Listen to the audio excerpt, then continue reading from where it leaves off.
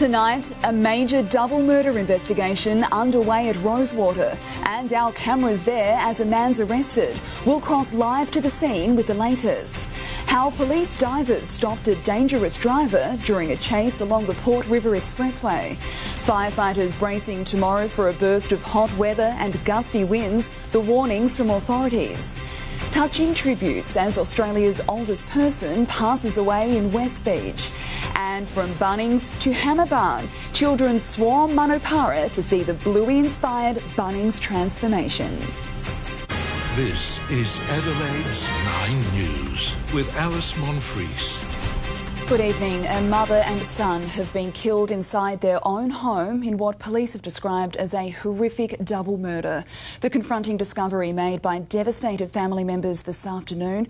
Police working quickly and arresting a man only metres from the crime scene at Rosewater. A man in handcuffs flanked by detectives as he's marched from this Rosewater home, accused of killing a 76-year-old woman and her 55-year-old son. Both the deceased sustained significant injuries, but at this point in time I won't be speculating on weapons that were used. A family member making the devastating discovery just after 1 p.m. today, finding her mother and brother dead inside their home. That's sad.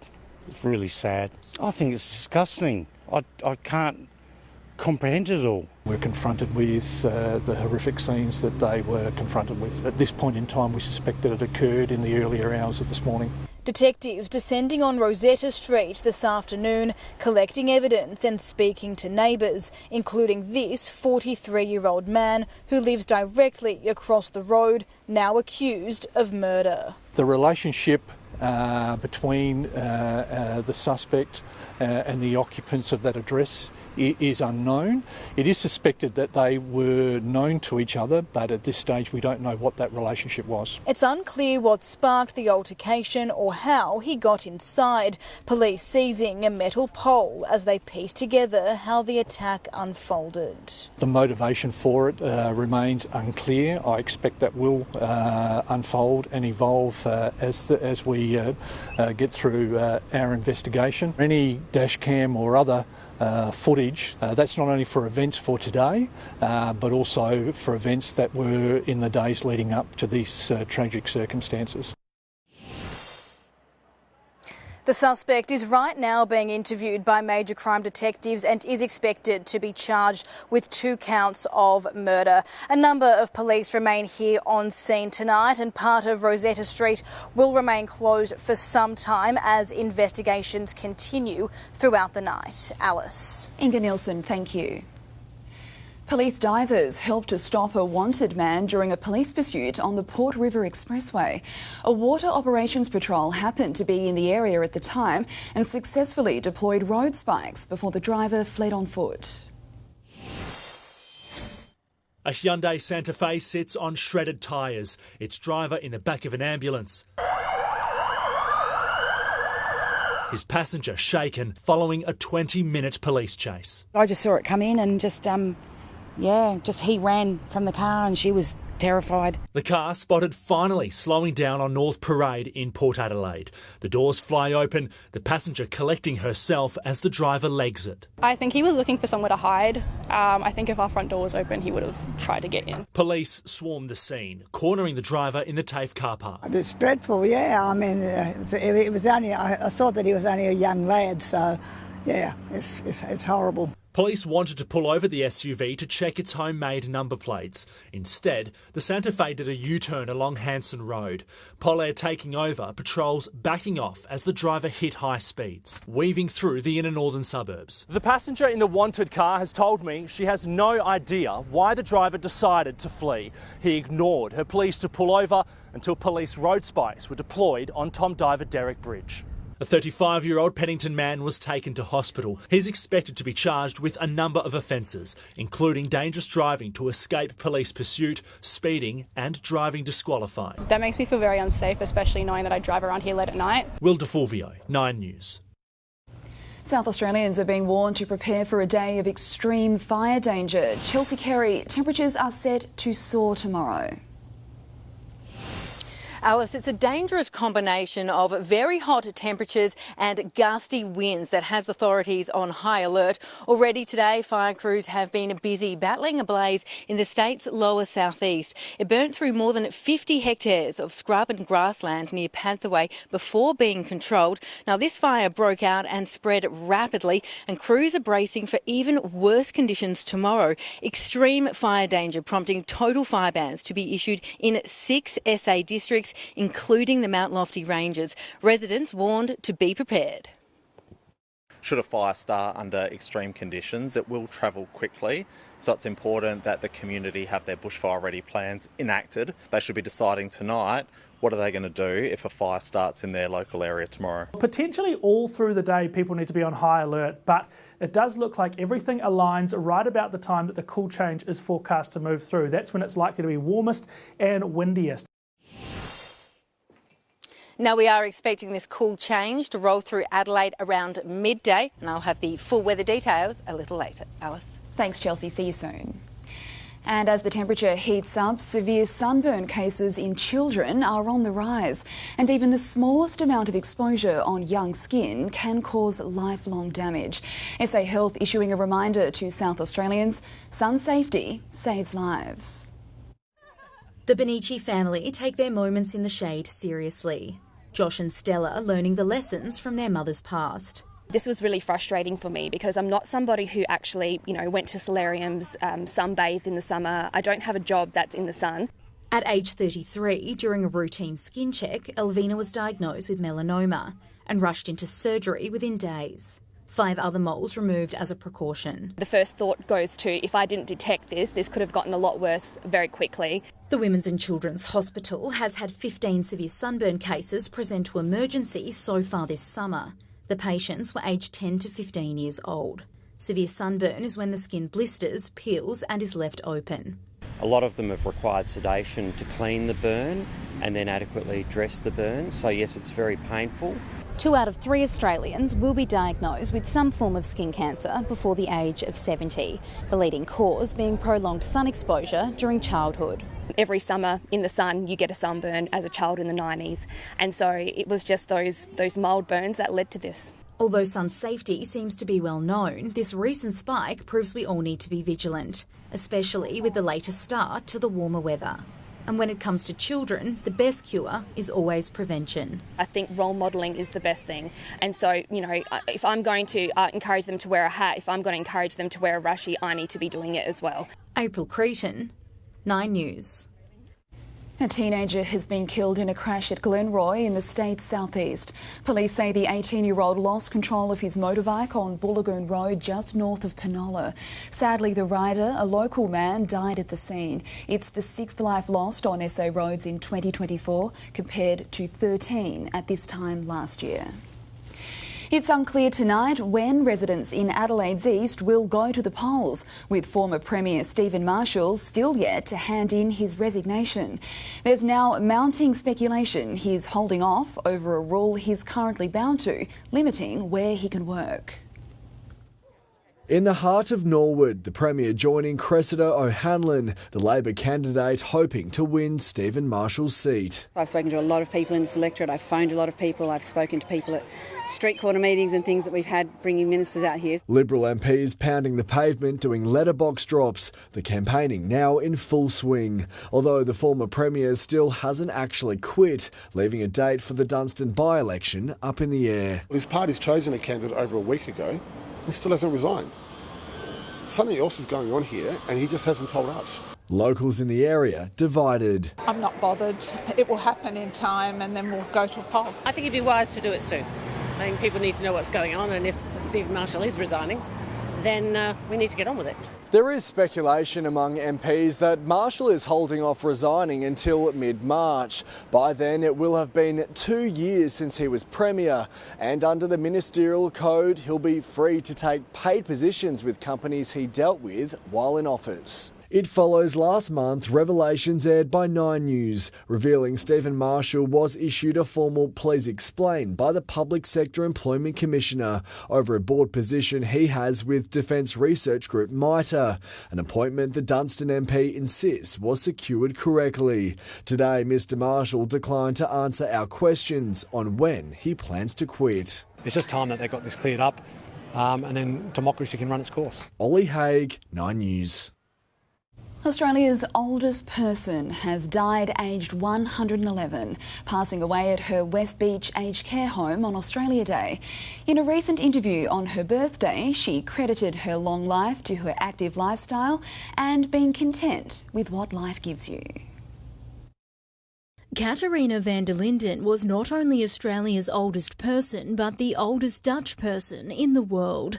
Passing away on January 26, she's lived a full life, over 111 years, and recently spoke publicly on a milestone birthday. And I think there's not, except for the sister of my mother, there's no long life in the family. Born in 1912 in the Netherlands before migrating to Australia in 1955 with her husband John and young family, surviving 2 world wars and 2 pandemics, Catharina's philosophy to a long life: be happy with yourself and be content with what life gives you, and of course keep moving, don't sit still. Because you have to care for your health. Independence, something she prided herself on. I try to do as much as I can myself. That is my nature. Catharina is survived by her 4 children, 10 grandchildren and 16 great-grandchildren. The South Australian Premier took to social media this morning offering his condolences. My thoughts are with the van der Linden family. When I asked about her secret for a long and happy life, she told me 2 things: regular gym sessions and regular walks. Just to watch her mobility and also her sharpness of mind, even at that age, was an inspiration. In her final years, Catharina lived here at this West Beach residential care home, peacefully passing away in her sleep on Australia Day, surrounded by her loving family. As per her wishes, Catharina's body has been donated to the University of Adelaide for research. A memorial service will be held in March at Centennial Park. Josephine Shannon, 9 News. The federal government's proposal for Stage 3 tax cuts will be introduced to Parliament next week, and the signs are that it won't be an easy sell. Some economists are calling for negative gearing to be abolished as the country grapples with a housing and cost of living crisis. Stepping up and lining up. What could go wrong? The Prime Minister campaigning in the crucial by-election battleground, Dunkley. But on the Green, his aim was off. Anthony Albanese hoping he's more on target when it comes to winning over voters as he fights to retain the seat of Dunkley. There's a 6.2% margin. There's a 7% average swing against governments in by-elections. That's just called science and maths. Confident as the federal government faces its first electoral test of its proposed changes to Stage 3 tax cuts. To make sure that every Australian gets a tax cut, not just some. That, I think, Australians understand in their guts that that's fair. But as for whether the PM thinks prospective first home owners have it fair when it comes to negative gearing... What we're doing is making a difference on housing. Providing little clarity today despite coming out strong in the past. So is negative gearing now a good thing? Negative gearing is a good thing. Will you consider revisiting negative gearing policy ahead of the election? No.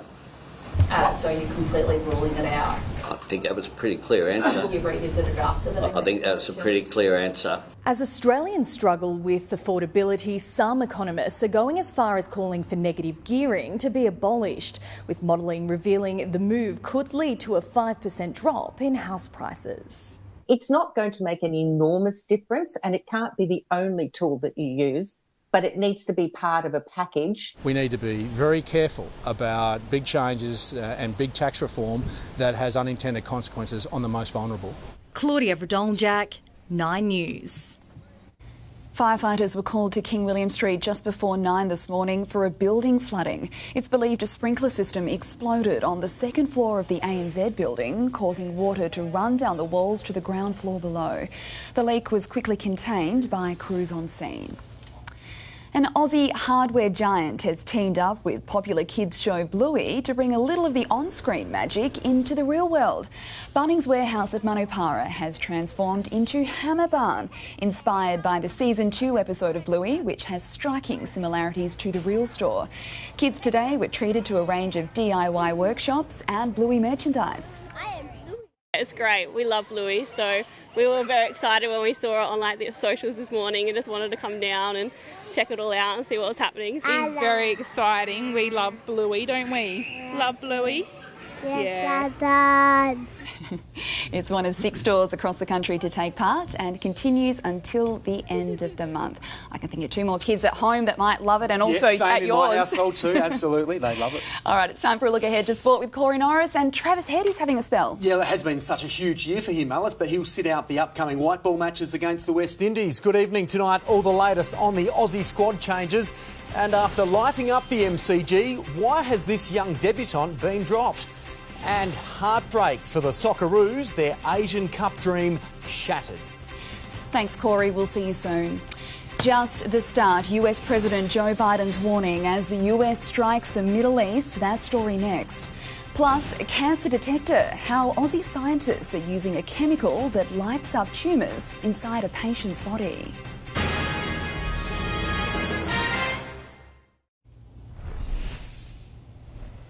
There's been a major escalation in the Middle East, with the United States launching retaliation strikes on Iranian-backed targets in Iraq and Syria. And Joe Biden is tonight warning this is just the beginning. The United States strikes back, lighting up the night in Carey, Iraq. Secondary explosions tear through the sky, and a series of blasts on the horizon in Ayash, Syria. Simultaneous attacks aimed to take down assets of the Iranian Revolutionary Guard. More than 85 targets were hit over 30 minutes in 7 main locations, 4 in Syria, 3 in Iraq, striking command and control operations, intelligence centres, weapons facilities and bunkers. Senior US officials say they were carefully selected to avoid civilian casualties and carried out using more than 125 precision munitions delivered by multiple aircraft, including long-range B-1 bombers flown in from the US mainland. This wasn't just a message-sending routine tonight. This was about degrading capability. The strikes were in response to the deaths of 3 US troops killed in a drone strike in Jordan on Monday. Earlier today, Joe Biden carried out the most sombre of duties, overseeing the dignified transfer of the 3 fallen Army reservists back onto American soil, meeting with their grieving family members behind closed doors. Every interaction that I have had with the president thus far has been very personable. He's showed so much compassion and care for us and with what we're dealing with. In a statement following the strikes, the president said, "If you harm an American, we will respond. Our response began today. It will continue at times and places of our choosing." While the US response is expected to come in waves, the White House has confirmed it will not strike within Iran's borders as President Biden tries to walk a tightrope between retaliation and de-escalation. For days, Iran has denied responsibility, preempting the strikes their president had warned. "We will not start a war, but if a cruel force wants to bully us, the Islamic Republic of Iran will give a strong response." Iran may not be looking for a war, but it is ready for one. Senior US officials with this message: "It began tonight, but it will not end tonight." At the White House, Alison Petrowski, 9 News. The Federal Department of Agriculture, Fisheries and Forestry unloaded hundreds of stranded cattle last night after almost a month at sea. More than 16,000 sheep and cattle have been on board the live export ship since it first left Australia on January 5. The ship has been docked off the WA coast since Monday after it was forced to return because of conflict in the Middle East. There's hope tonight surgeons will soon be able to find and remove cancers with greater accuracy. A molecule is being tested which makes tumours glow green under infrared light. Keyhole surgery helps patients recover quickly and avoid big scars, but relying on cameras and tiny instruments can make things harder for surgeons like Associate Professor Gavin Wright. Problem is, we now have trouble finding tumours in the first place, and we may have to remove larger amounts of lung than necessary to be sure that we get that cancer out. It's a problem he and the team at St Vincent's Hospital Melbourne think they can solve. Using a molecule designed to identify proteins in a lab, they've proven they can light up and see cancers like this, glowing fluorescent green inside a patient's body. It's not meant to replace the good judgment of the surgeon. In many cases, it's there to be able to draw their attention to something else that they may otherwise miss. The chemical, developed by Virgent Biosciences, has to be injected into a patient's body. It's been tested more than 50 times in Australia and involved in trials at the University of Pennsylvania, with the aim of completing a larger third and final trial by the end of this year. We noted, by accident almost, that it was lighting up other cancers that had spread to the lungs. That we had thought initially to be lung cancer, but they turned out to be breast cancer, bowel cancer, etc. So, in fact, it appears it may have a much wider application. The TGA and other regulators will still need to approve the technique, meaning Australia is at least 2 or 3 years away from surgeons using the cancer-hunting chemical more broadly. Once we are able to demonstrate that the molecule is safe and effective, our goal is to expand this to other tumor types, such as colorectal, breast cancer, and possibly even prostate cancer. Mark Santomartino, 9 News. A popular brand of ice cream is tonight being recalled. Connoisseur's 1 litre plant-based hazelnut chocolate has been found to contain milk. The contaminated batches have a best before date of October 3, 2025.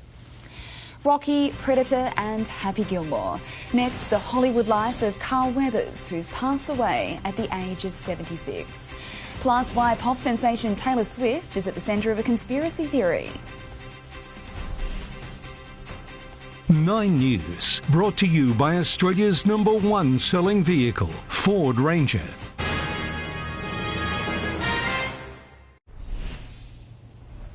After weeks of disruptive protests, France's farmers have decided to go home. Union leaders are calling on their peers to lift roadblocks after the Prime Minister pledged to tighten import controls and make France more self-reliant with food. Industrial action is continuing in Belgium, where they're protesting over wages and bureaucratic meddling. Carl Weathers, the American football hero turned movie star, has died aged 76. He'll be remembered for playing Rocky's rival Apollo Creed and alongside Adam Sandler in Happy Gilmore. First enemies, but eventually friends. Rocky Balboa side by side with Apollo Creed in the film which would cement Carl Weathers' place on the big screen. The whole world's gonna see the real Apollo Creed. Lightning fast and hard to catch. No playing, no jiving, just business. He then traded boxing gloves for army greens. Weathers working alongside Arnold Schwarzenegger in Predator. Good old days. Yeah, like the good old days. Then how come you passed on Libya, huh? Oh, that wasn't my style. You got no style, that you know that.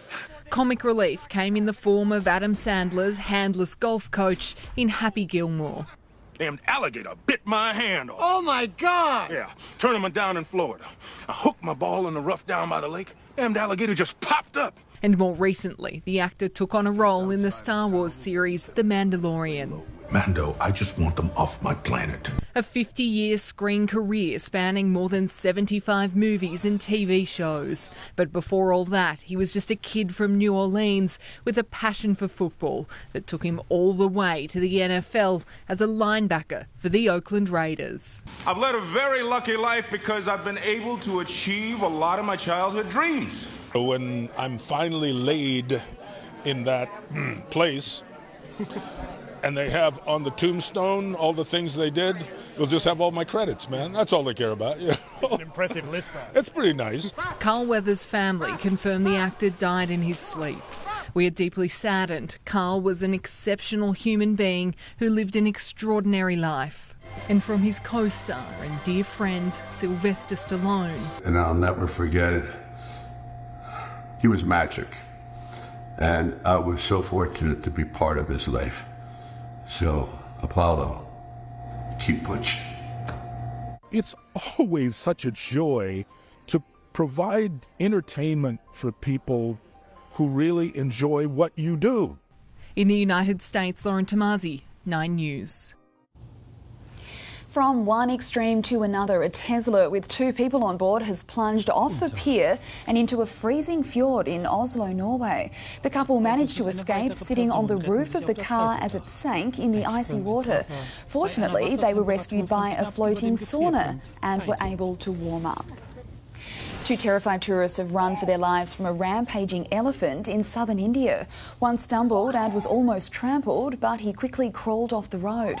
It's understood the men had stopped to take photos with the animal in a national park. The Pentagon has again rejected claims that Taylor Swift was at the centre of a government plot to re-elect Joe Biden.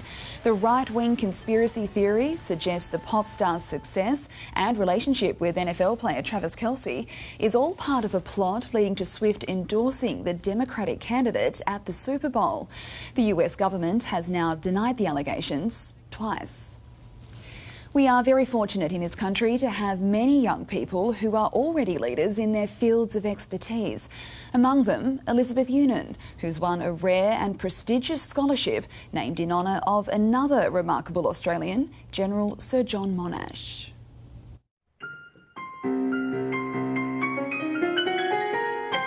Meet Elizabeth Union, composer of modern classical music.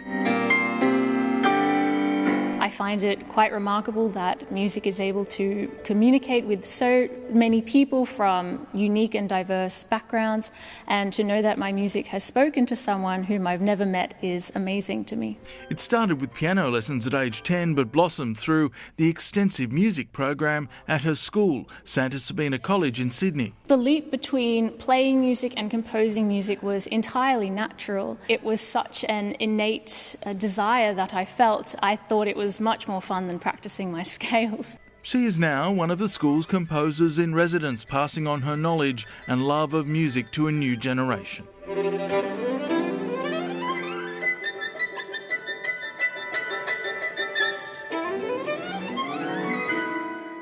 Excellent, excellent. Don't be afraid of the last bar. Just play it with a band and go for it. Just obviously one of the best in her field musically and in composition, of course, but to also have that person in our school passing on her love of music and her expertise to our students, we win both ways. Elizabeth is one of 16 winners of the annual General Sir John Monash Scholarship of just 264 scholars in the Foundation's 20-year history. It's named after the noted civil engineer and First World War commander. The scholarship provides $75,000 for each year of postgraduate study and overseas relocation support. Every year we set out to find young people who have a mixture of academic excellence but also this wonderful passion for leadership. A leadership in any field, they can be of any age and they can aspire to go to any institution in the world. With her scholarship, Elizabeth hopes to do a 3-year doctorate at the prestigious Juilliard School in New York, bringing that extra knowledge and experience back home. I hope to enrich the Australian musical landscape as deeply as I can, in as many avenues as I can, through education, leadership, volunteering, because the benefits of music really cannot be overstated. Here, students from her college's symphony orchestra play one of her compositions. Elizabeth was also among a number of composers whose work featured on a Grammy Award-winning album by violinist Jennifer Coe, created in response to the pandemic. Her music will be played at the Sydney Opera House next year, a stellar moment in a young career that's already had so many. Eddie Meyer, 9 News. Well, forget a jog around the block. We meet the Aussie on a run around the world. And today he hit the home stretch. Those details next. Plus the Pokemon superfans hoping to play their cards right to become world champions.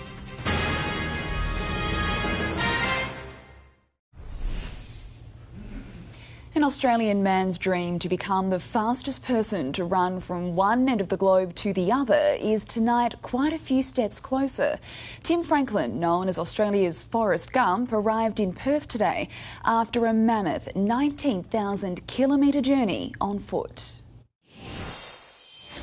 5 continents, 17 countries, more than 19,000 kilometres. An around-the-world trip for Aussie Tim Franklin with one catch. He's running the entire thing. Day 1 team, Tim runs the world. Day 59 done. Go Legends, day 338. Averaging more than a marathon a day for the past 427 days. He set off with a world record in sight. He's faced floods and snow. Got to like 1.5 degrees. Nearly got a sweat on. Exhaustion and hunger, illness and injury. I don't get it. Oh. But the 40-year-old's toughest test was when he found out his father was dying. I found out that my father had a terminal illness and only had 3 months to live. I made the difficult decision to go home and say my goodbyes to him. He was my hero growing up, and my mentor. And his message of just get out and finish that damn run was the last thing he sort of told me before he passed away. It knocked him out of world record pace, but it didn't derail his dream. In fact, it fueled the fire and Tim's infectiously positive attitude.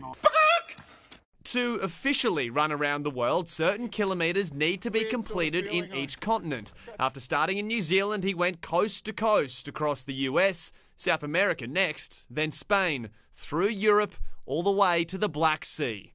A short stint in Asia before finally arriving down under, landing in Perth. It's the start of the end. Really excited to be back here in Oz, the last stretch of my run. 7,000 kilometres to go, hundreds of thousands of dollars to raise for charity, and countless fans to meet.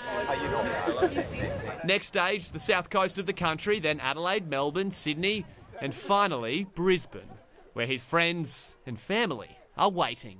I really just want to give my mum a big hug, to be honest. The end of this damn run in sight. Alex Heinke, 9 News.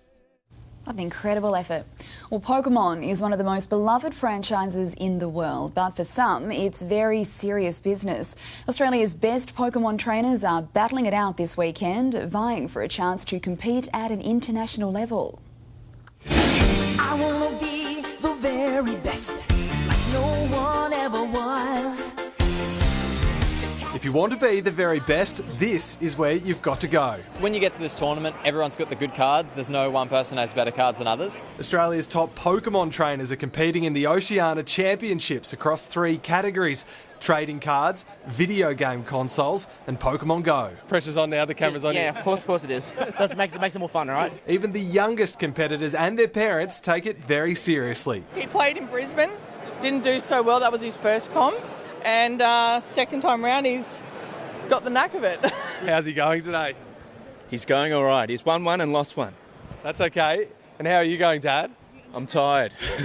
Then there's the best of the best, the ones who travel the globe on the world tour, hoping to do it for a living. Last weekend, I was in Liverpool in UK, got second out of 1,500 players or so. So it was a pretty big win. I walked away with 7,000 USD. The aim is to qualify for the World Championships, which are being held in Hawaii later this year. There is $2 million of prize money at stake, as well as the chance to be known as the Pokemon World Champion. Henry Brand is a former world champ who's determined to get his title back. He's that big a deal in the Pokemon community, he even has fans. It's stressful, man, especially when you get to the end, when you need to win a match to progress further. The championships continue tomorrow and may unearth our next superstar. It's an obsession. Xander, is it a way of life? Yeah. Nathan Curry, 9 News. Well, sports next with Corey Norris. And Corey, Travis Head is having a rest. Yeah, he is, Alice, with all eyes on the tour of New Zealand. He's putting his feet up for the rest of the limited overs games against the West Indies, but his absence could pave the way for a young redback to debut. And the Sixers head to Tassie with their finals hopes on the line.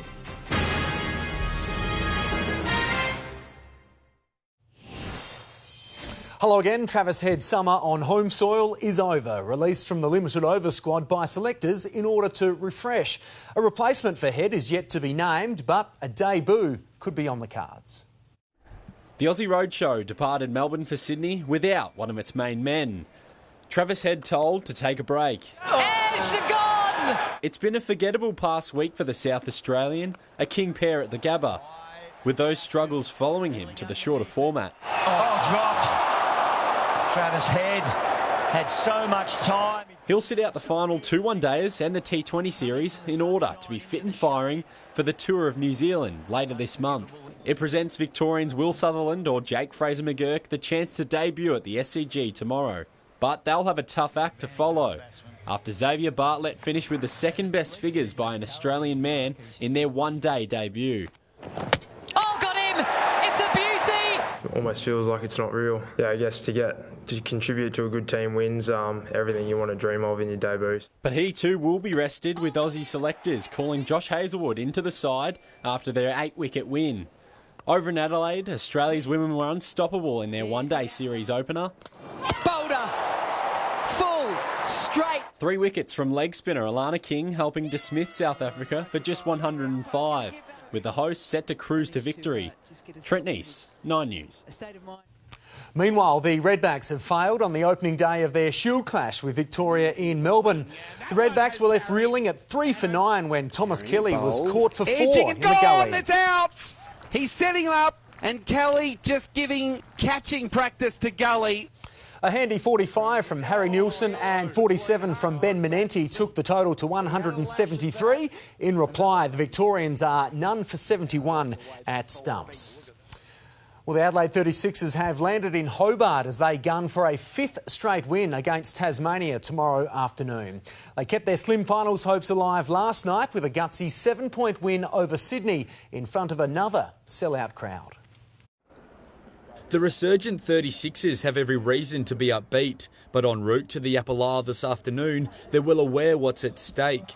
Once again, they had the entertainment centre rocking in a stirring comeback. The Sixers roll to a 4th straight win. A 31-19 final quarter, lifting the Sixers into 7th position and within reach of a finals berth. And at the other end, DJ, able to make it happen. We want to keep winning games and push to play in the finals. DJ Vasiljevic at his destructive best, finishing with 20 points, while Isaac Humphries continued his red-hot form in the paint. Humphries just muscling his way inside. And at the defensive end of the court. Humphries denies that one emphatically. Finishing with 20 points and 11 rebounds. Isaac was huge for us again tonight, and yeah, his ability to wall up and make shots difficult. His side now has 6 wins and just 1 loss since the start of the new year. We've been believing for a while. I think, you know, as far as tonight's game, we showed great perseverance, I felt. Sunday, putting the icing on the cake on a Friday. And one more for the road! Sunday Ditch splashes in! Dylan Smith, 9 News. The Socceroos Asian Cup campaign has ended in devastating fashion after a dramatic 2-1 loss in extra time to South Korea. It was a night of missed chances for the Aussies, who paid the ultimate price after leading until the 96th minute. They had 1 foot in the semi-final, only to be left heartbroken and heading home. Pure disappointment at the moment. You know, we're 1 minute away from going through. Craig Goodwin drew first blood with a crisp volley in the first half, and deep into extra time, it looked like it was enough until a 50-50 call went against the Aussies. Oh, penalty, says referee. And then the comeback began. And he powers it into the back of the net. Sydney boy Lewis Miller the culprit, and in extra time a dog day became a nightmare for the 23-year-old when he faltered again, this time just outside the box. Oh, Miller again, clumsy this time. But Son Heung-min, Ange Postecoglou's golden man at Tottenham, still made him pay. Oh, it's a brilliant goal. I put my arm around him and give him a hug and tell him that these things are lessons in life. A red card in the 106th minute brought Australia to 10 men, hampering their last gasp effort. South Korea into the semis. The Socceroos were flush with opportunities early. Oh, what a chance. And could have put it beyond doubt at the death. Oh, what a chance again. Leaving them with only themselves to blame. The chances were there, but we just couldn't get the that extra goal to give us that little bit of a buffer. It was South Korea who Australia defeated to win the 2015 Asian Cup on home soil. 9 years later, emotions spilling over for Sun Heung-min as he delivers revenge. Xander Maguire, 9 News. With defending champion Brodie Kostecki unlikely to race for Erebus again, the Supercars grid will be wide open this season. Kiwi Richie Stanaway believes he could be a top contender, returning to full-time driving for the first time in 4 years. When I first came into the category a few years ago, it was quite intimidating racing the older guys that had won 50 or 100 races and multiple championships, and you come in as the young guy. It's quite intimidating. So it's nicer to come back now and be a little bit older. The Supercars season kicks off with the Bathurst 500 in 3 weeks. And San Francisco punter Mitch Wishnowsky is hoping to make history next Monday by becoming the first Australian to win the Super Bowl. The 31-year-old feels much more comfortable this time after coming up short at his first attempt in 2020. It was just a lot of nerves and everything like that, and it's obviously still some nerves and stuff, but I think I've sort of learnt to deal with them a little more, and I think I'll be able to sort of take in this Super Bowl a little more than last one. Yeah, the 49ers are the favourites to claim the title despite facing defending champions Kansas City. So good luck to Mitch. Missed out a few years ago, but hopefully this is his year. Yeah, fingers crossed. Thanks, Corey. Well, sunny and even hotter tomorrow. Chelsea has the weather details next. First, though, we'll look at the Sunday speed cameras.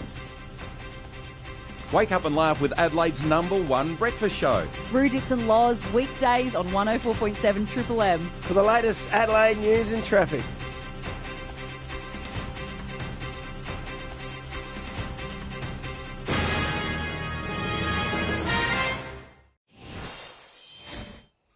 Well, we're here at the Burnside CFS where fire crews are preparing for a day of extreme fire danger tomorrow, with temperatures set to soar and winds intensifying too. We'll have a look at the warnings in just a moment. But today, well, it has been hot but still relatively calm. We made a top of almost 35 degrees in the city this afternoon. Right now, it's still sitting on 32. Hot and sunny right across Adelaide. Mawson Lakes and Elizabeth made 36. Plenty of people by the beach today. Glenelg made 32. Temperatures soared into the 40s at Port Augusta and through the outback. Renmark hit 39, and hot and dry down in the lower southeast today, where fire crews have been battling a blaze near Padthaway. Temperatures in the mid-30s, and the fire danger increases tomorrow as temperatures soar further ahead of a gusty wind change. A scorch for Melbourne tomorrow too, up to 38 degrees. Back home, and the north of SA will really feel the heat tomorrow. Port Augusta and Whyalla heading for 45, 44 at Port Pirie, very hot through the Riverland too, 44 as well for Renmark, and temperatures also in the 40s around Keith, Murray Bridge and Nariurta. Now, with the hot, dry and windy conditions, extreme fire danger has been declared for 6 SA districts, including the Mount Lofty Ranges, prompting total fire bans. Winds picking up on the water too, marine wind warnings in place along our coast, including for metro waters, with south to southwesterly winds reaching up to 30 knots north of Brighton, seas reaching 1.5 metres. So a hot start to the day for Adelaide. The peak of the heat will be ahead of the change. Now, that should move through the southern suburbs first. So Noarlunga looking at a top of 33, but the northern suburbs could see temperatures into the 40s. In the city, warm tonight, staying above 19 degrees, and tomorrow that top of 36. The wind change expected to move through the city at around lunchtime, then cooler winds behind it. So much more mild conditions on Monday, back down to around 25 degrees. And after tomorrow, really quite a pleasant week ahead. Temperatures mostly hovering in the mid-20s. Alice? Looks pretty perfect to me. Thanks, Chelsea. And before we go, here's a look at what's coming up on 60 Minutes tomorrow night. Thanks, Alice. Tomorrow night, the idea of confronting that monster was unthinkable. The Aussie actor who took on the toughest role of her life. I know it happened. Yeah. I know it happened. Yeah. Got you, moment. To help police snare a predator. One of the most remarkable things I've ever seen. Plus, Donald Trump, a superhero president. He's a criminal. Can Donald Trump really make it back to the White House? I only want to be a dictator for one day. That's tomorrow night after Married. Back to you, Alice. Tara.